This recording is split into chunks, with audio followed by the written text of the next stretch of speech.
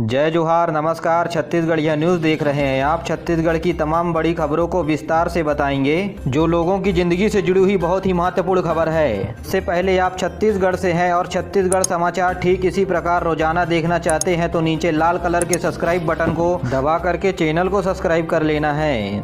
इससे पहले आज की कुछ प्रमुख सुर्खियां। आदिवासियों के लिए बस्तर में बनाया जा रहा है प्रदेश का सबसे बड़ा फैक्ट्री।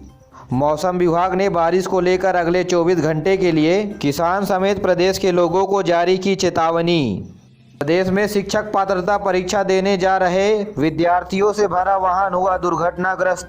चलिए जानते हैं अब खबर विस्तार से। महासमुंद जिले में पलायन जारी है। बागबहरा इलाके में ज्यादातर घर में बुजुर्ग महिलाएं और छोटे बच्चे बचे हुए हैं। दरअसल जिले में रोजगार की कमी के कारण हजारों लोग पलायन करने के लिए मजबूर हैं। सरकारी आंकड़े बताते हैं कि 40,842 परिवारों के कुल 1,04,506 मजदूर का जॉब कार्ड बना और 1200 मजदूरों को ही रोजगार मिल पाया, जिसके चलते बागबहरा ब्लॉक से ही इस साल 10,000 से अधिक मजदूर पलायन कर चुके हैं। वहीं अधिकारियों का कहना है कि मामले की समीक्षा की जा रही है। आगे से इन चीजों पर ध्यान रखा जाएगा। चलिए जानते हैं अब सरकारी नौकरी के बारे में। खाद्य नागरिक आपूर्ति और उपभोक्ता संरक्षण संचालनालय रायपुर के अंतर्गत खाद्य नागरिक आपूर्ति निरीक्षक पदों के लिए भर्ती परीक्षा 2022 में आयोजित की जा रही है। जी हां, प्रदेश में फूड इंस्पेक्टर के 84 पदों पर भर्तियां निकली हैं। किसी भी मान्यता प्राप्त विश्वविद्यालय से ग्रेजुएट हुए इच्छुक उम्मीदवार व्यापम की वेबसाइट पर जा करके आवेदन कर सकते हैं। आवेदन की प्रक्रिया 7 जनवरी से शुरू हो गई है, जो 30 जनवरी रविवार तक चलेगी। बढ़ते हुए कोरोना संक्रमण के बीच 20 फरवरी को सुबह 10 बजे से 1:15 तक परीक्षा संपन्न की जाएगी। अगर परीक्षा केंद्रों की बात करें तो प्रदेश के 16 जिला मुख्यालयों में परीक्षा आयोजित होगी। आवेदन हेतु परीक्षार्थियों के लिए न्यूनतम शुल्क सामान्य वर्ग के लिए 350 रुपये, अन्य पिछड़ा वर्ग के लिए 250 रुपये और अनुसूचित जाति अनुसूचित जनजाति वर्ग के लिए 200 रुपये रखी गई है। के इच्छुक उम्मीदवार व्यावसायिक परीक्षा मंडल के वेबसाइट पर जाकर आवेदन कर सकते हैं। छत्तीसगढ़ के कॉलेज छात्रों के लिए बड़ी खबर है। स्वामी विवेकानंद तकनीकी विश्वविद्यालय में ऑनलाइन परीक्षा आयोजित की जा रही है। बढ़ते हुए कोरोना संक्रमण के बीच बड़ा फैसला लिया गया है। विश्वविद्यालय के सभी टेक्नोलॉजी कॉलेज के छात्र ऑनलाइन परीक्षा देंगे। यह सेमेस्टर परीक्षा जनवरी के अंतिम सप्ताह में आयोजित होंगे, लेकिन इस परीक्षा को अब ऑनलाइन मोड पर लिया जाएगा। जहां कभी गोलियों की गूंज और बारूद की गंध फैला करती थी, जहां किसानों और आदिवासियों के खुशियों का होगा उत्पादन। बस्तर में बिस्कुट की फैक्ट्री लगाई जा रही है। प्रदेश के बस्तर क्षेत्र में रागी, कोदो, कुटकी की जबरदस्त उत्पादन होता है, जिसका फायदा अब राज्य सरकार बिस्कुट बनाकर आदिवासियों को देगी। जी हां, आपको बता दें कि ये तीनों फसलें मेडिसिन के रूप में भी कार्य करती है। इसलिए बीते दिनों मुख्यमंत्री ने रागी, कोदो, कुटकी को न्यूनतम समर्थन मूल्य पर लेने का ऐलान किया था। यही नहीं, इस फैक्ट्री के लगने से बस्तर के 300 परिवारों को रोजगार भी मिलेगा। महासमुंद में गांजे की तस्करी करते हुए 2 अंतर्राज्यीय तस्कर हुए हैं गिरफ्तार। आरोपी के पास से 700 किलो गांजा जब्त किया गया है और इस गांजे की कीमत 1,40,00,000 रुपए बताई जा रही है। उड़ीसा से हरियाणा लेकर जा रहे थे गांजा। दोनों आरोपी हरियाणा के बताए जा रहे हैं। इन तस्करों के खिलाफ ओमाखान पुलिस ने की है कार्रवाई। साथ ही महासमुंद के collector Doman Singh corona positive हो गए हैं और अपने संपर्क में आए सभी लोगों से कोरोना टेस्ट करवाकर आइसोलेट होने की अपील की है।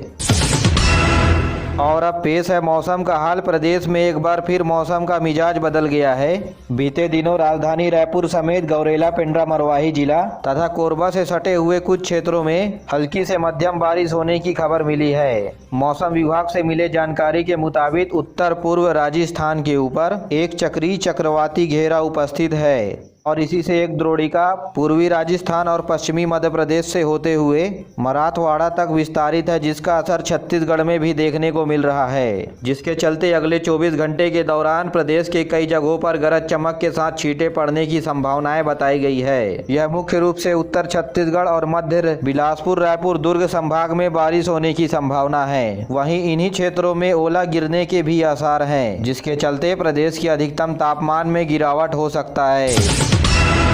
छत्तीसगढ़ पुलिस में कार्यरत सहायक आरक्षकों को अब आरक्षक के बराबर पदोन्नति और वेतन भत्ता भी मिलेगा। सहायक आरक्षकों के वेतन में वृद्धि की जाएगी और सरकार के द्वारा दिए जाने वाले सभी लाभ के पात्र होंगे। खबर के मुताबिक छत्तीसगढ़ के मुख्यमंत्री ने तत्काल इस बारे में आवेदन बनाकर सरकार को भेजने को कहा है।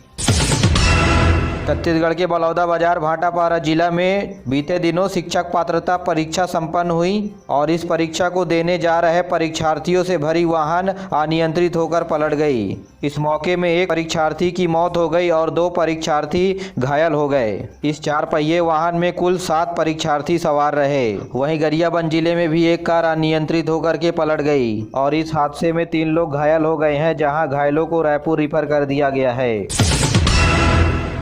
छत्तीसगढ़ में पिछले 24 घंटे के दौरान 31,071 सैंपलों की जांच की गई, जिसमें औसत पॉजिटिविटी दर 8.5% के साथ 2502 मरीज कोरोना पॉजिटिव पाए गए हैं। जी हाँ, पिछले 24 घंटे के दौरान 2502 मरीज कोरोना पॉजिटिव पाए गए हैं। तो वहीं जांजगीर चांपा और जसपुर में 2 व्यक्ति की कोरोना से मौत भी हो गई है। साथ ही 80 लोग कोरोना से ठीक होकर के अपने घर भी जा चुके हैं। इसी के साथ प्रदेश में 15,464 सक्रिय मरीजों का इलाज प्रदेश के विभिन्न अस्पतालों और होम आइसोलेशन में चल रहा है। स्वास्थ्यकर्मी और अग्रिम पंक्ति के कार्यकर्ता और अन्य रोगों से ग्रस्त और 60 साल से अधिक उम्र के लोगों को कोविड विरोधी आज से बूस्टर डोज लगाने का काम शुरू हो गया है। केंद्र सरकार के द्वारा गाइडलाइन जारी करते हुए बताया गया है कि बूस्टर डोज के लिए नया पंजीयन कराने की आवश्यकता नहीं है। जिन्हें कोविड का दोनों टीका लग चुका है वो कोविड सेंटर में पहुंच करके बूस्टर डोज लगवा सकता है। इधर छत्तीसगढ़ में कोरोना से बचाव के लिए अब तक 3,26,81,000 से ज्यादा टीके लगाए जा चुके हैं। मीडिया के एक वर्ग में कुछ ऐसी खबर आई है,